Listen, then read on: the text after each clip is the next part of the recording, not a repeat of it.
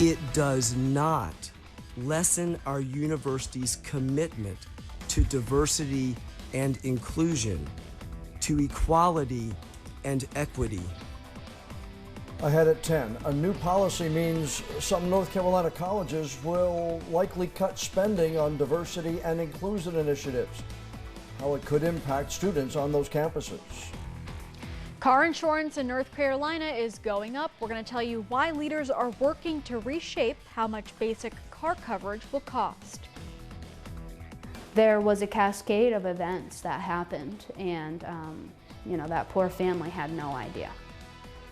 Our national investigative team looks at what happened between one mom's report and the recall of a product she says sent her daughter to the hospital. Local news, better time. This is WECT News at 10 on Fox Wilmington. And good evening, everyone. Thank you so much for watching. I'm John Evans. And I'm Daniela Henke. Leaders of the state's university system have voted to repeal and replace the system's policy on diversity and inclusion. The new rules adopted by the UNC System Board of Governors reverses the policy adopted in 2019, which required each of the 17 schools to submit diversity and inclusion reports every year. The new rules require administrators to ensure equality of all persons and viewpoints and adhere to institutional neutrality. Two members of the board, both African American, voted against the change. Students from schools in the UNC system protested outside the board meeting. Diversity enriches our communities. It brings together people with different perspectives, fostering innovation and creativity. Our strength as a nation lies in our diversity. When we embrace different cultures, ideas, experiences, we build a society that is not only more vibrant, but also more resilient. By eliminating DE&I initiatives, we risk losing this rich tapestry that makes us unique. Universities across the UNC system have just a couple of months now to make the changes mandated by the Board of Governors. And each school's chancellor will have to file a report by September 1st that explains what is being done to promote institutional neutrality and non-discrimination. Now, those reports will also likely outline spending cuts and job changes made to comply with the new policy. The UNC system's president said after the vote that the new policy likely meant DEI staff would have to have their titles changed and also responsibilities to comply. One Board of Governors member said in today's meeting that the new policy promotes equality on the system's campuses.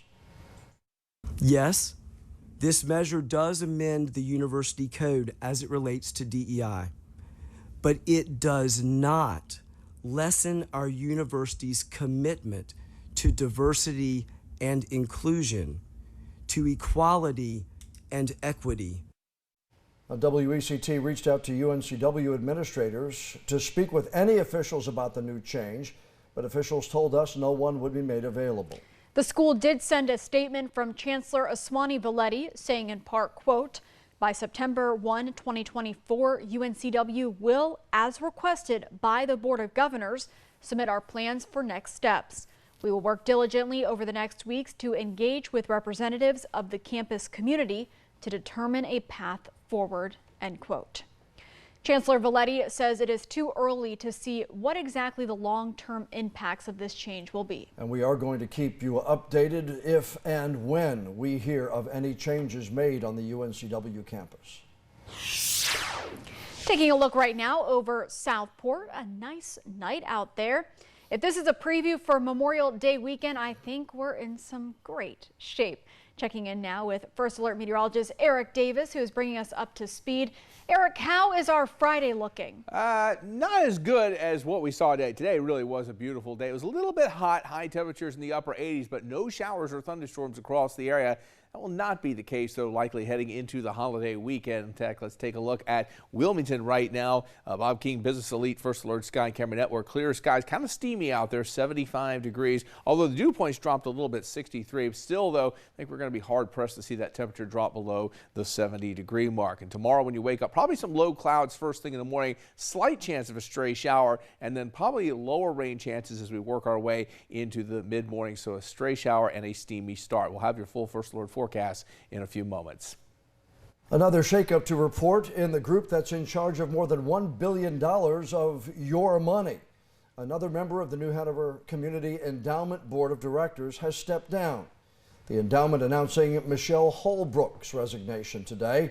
A news release did not specify her reason for the decision. New Hanover County Commissioners created the endowment with money from the sale of New Hanover Regional to Novant Health back in 2020. The endowment is run by a board of 13 members. It'll operate with 12 until a new board member is appointed. According to the chair of that board, the endowment has approved 145 grants and invested more than $70 million in those years since its formation. Now, this is the third resignation from the endowment just this year alone. William Buster resigned as the group's president and CEO back in February. Pat Cusick resigned from the board back in March. A group of concerned citizens petitioned North Carolina's Attorney General Josh Stein for oversight of the endowment. The board is still looking for a new president and CEO and hired a firm to help them out. Well, it was a special night for graduates at one school who got to walk across the stage into the next chapter of their lives. And here's an impressive note with this group. Every student in the 2024 graduating class of the Girls Leadership Academy of Wilmington is accepted into college. WECT's Delaney Tarpley attended the ceremony tonight. Now, Delaney, all 31 of the graduates accepted into colleges or universities. Quite the accomplishment. Right, and that is not even all, John. Together, the girls have earned almost $1.6 million in merit scholarship money. 3/4 of the class will be the first in their family to ever go to college. I spoke to one of those students who told me what it means to her and her family. They honestly looked like they wanted to cry for me, which kind of I want to cry right now.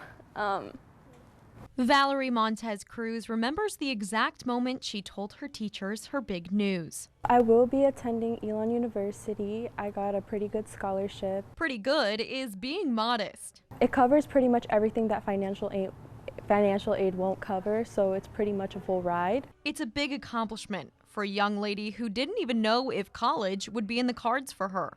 Before I started GLOW, I honestly had no idea what I wanted to do with my life, how I could even afford college. They inspired me to pursue things that I wouldn't think to pursue before coming to the school. The Girls Leadership Academy of Wilmington, also called GLOW, is a public charter school that educates young women from diverse backgrounds. Dean of Students Askia Kirby said it's the school's culture that helps the girls realize their worth and potential. We always say we never leave a sister behind, and we truly mean that. When somebody's falling behind, whether it's in their academics or whether it's at home, we all step in to support and help. But the fact that we get all of them to be accepted to college is just a momentous occasion for us. Cruz joins more than 20 other classmates in becoming the first in their families to go to college. She remembers the moment she told her mom. I was so I kind of got a full ride.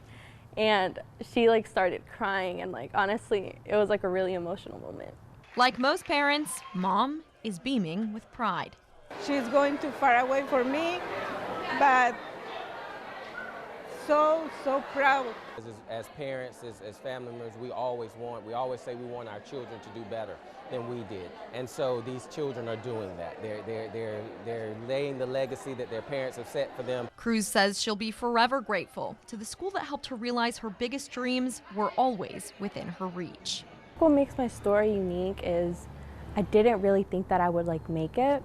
And just being here, finding my community, finding my teacher, and finding people that support me and encourage me every day instead of bringing me down. Even though it's going to be kind of scary because I've been here for so long, I don't really know how everything else will be, but I'm excited to take this new step. This is GLOW's second graduating class since founders opened the doors in 2016 with a 6th grade class of 100 students. And John, we also want to let everyone know that our own Frances Weller delivered tonight's commencement address. Yep, she was very proud to do so as well. All right, Delaney, thanks. Taking a live look now at the Cape Fear Memorial Bridge. For most North Carolina drivers that head on the bridge, their car insurance is about to cost even more. New requirements will take effect next year, making our state the most expensive for basic coverage. Tonight we're learning just how much it will cost you at home. Drivers are required to carry minimum liability insurance, but each state has different requirements. A law sponsored by State Senators Todd Johnson, David Craven, and Danny Earl Britt increases the minimum liability coverage you have to have. Right now, North Carolina is in the middle of the pack in terms of coverage requirements, but soon it's going to be the strictest. Now, let's just say you cause an accident. That's when your liability insurance would kick in. Right now, if you have the minimum liability requirements, your insurance would cover $25,000 for property damage and $60,000 for injuries. However, come next year, the minimum requirements would increase, meaning your insurance must cover $50,000 in property damage and $100,000 for all the injuries caused in that accident. Of course, more coverage means more cost. Now, if you already have more than the minimum liability coverage, you don't have to worry. But if you don't, your policy will automatically change next year. An update now on the future of a popular concert venue in Holden Beach. Town commissioners have voted to move forward with a contract to tear down the Holden Beach Pavilion. It'll cost about $25,000. Crews blocked off the venue in March after engineers said that without any repairs or improvements, the pavilion could collapse. The town's website says this year's concert will take place instead at Bridgeview Park. Heads up if you're a customer of Cape Fear Public Utility Authority, your bill is going up this summer. The CFPUA board approved a new budget, which has a water and sewer rate increase of just over 4.5% for residential customers. The increase will start July 1st. Utility executives say the reason for the hike, well, the work to replace the Southside Water Treatment Plant for one, and the costs to fight ChemWar's contamination of PFAS in the Cape Fear River played a part as well. A warning tonight from state leaders: avoid discolored water that you may see in lakes or streams outdoors. State Department of Environmental Quality says warmer temperatures means an increased risk of algal blooms. And the department says some types of those algae can be dangerous, not just to you, but also to your pet. And you really can't tell which one by just looking at it. Health officials say if you or your pet come into contact with any kind of algae like that, it's best to wash it off as soon as you can. One of the beach towns in Brunswick County that doesn't charge for parking. But that may be changing soon. We're going to tell you why Ocean Isle Beach may implement paid parking. And several area high schools were in the playoffs tonight. A look at how they did and who's still chasing a state championship.